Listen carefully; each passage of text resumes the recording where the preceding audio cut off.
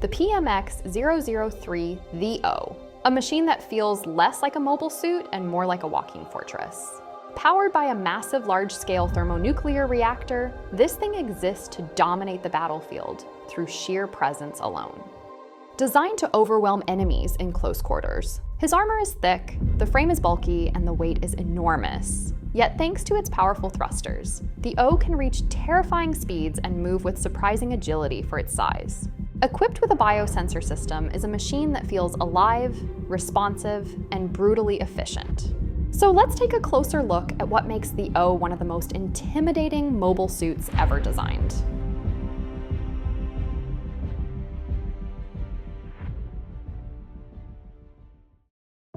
And as always, let's start by talking about the contents of the box.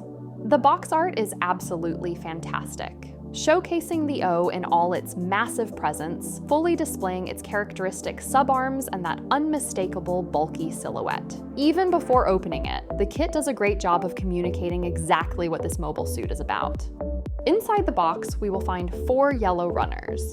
These contain all the parts needed for the outer armor. 1 multicolored runner that will be used for the inner frame, weapons, suit tubes, and other accessories.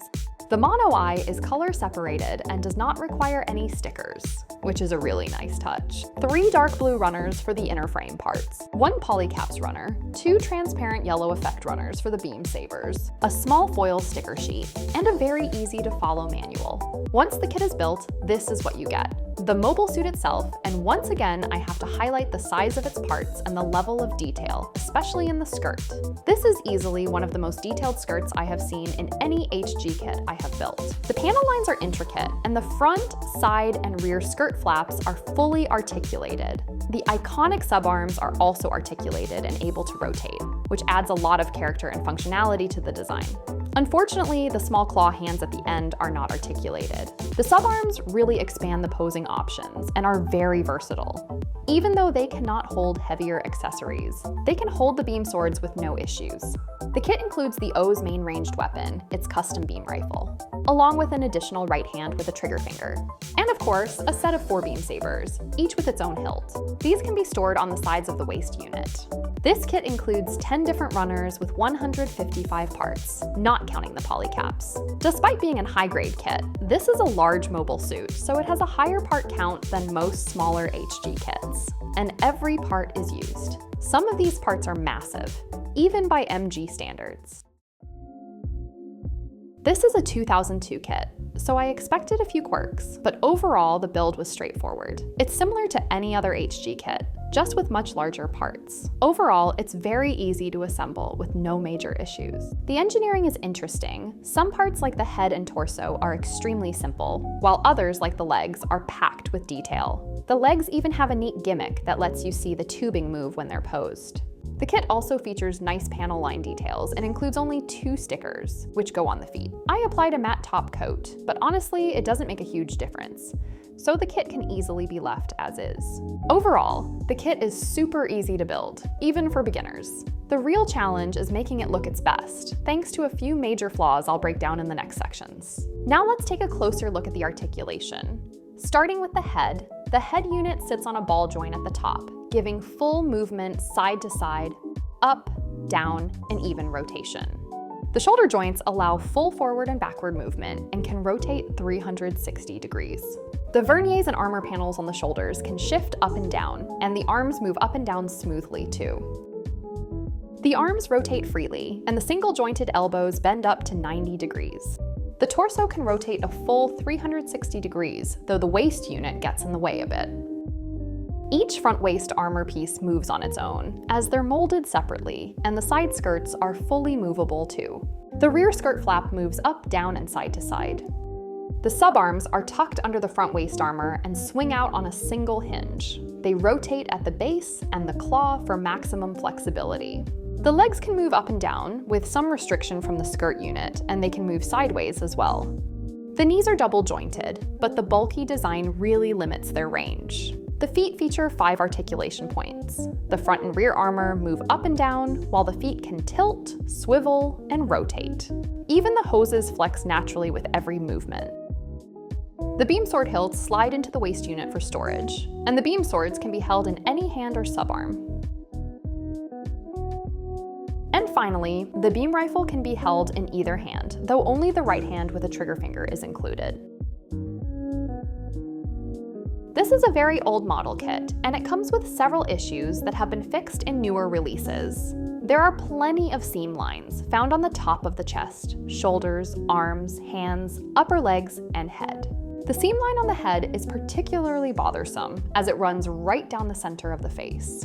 Another downside is that a few parts need to be glued, such as the fins on the back of the unit, which will constantly fall off without being glued in place. The biggest problem, however, is the polycaps used for the joints. Combined with the kit's heavy parts, they make posing a real challenge, especially in the legs, which end up being extremely floppy. Because of these issues, I'd give this kit a 65 in the model quality category. As a fan of panel lines, I have to say I'm really happy with what this kit delivers. The panel lines are beautifully detailed and absolutely need to be painted. Without it, the kit would look way too plain. A few pieces, like the antenna, fins, and neck area, need to be rescribed, and because of that, this kit scores an 85 in the panel lines category. The nub placement on this kit isn't great, and you'll end up with some fairly noticeable nub marks. Thankfully, most of them are hidden under other parts, which makes them less of an issue.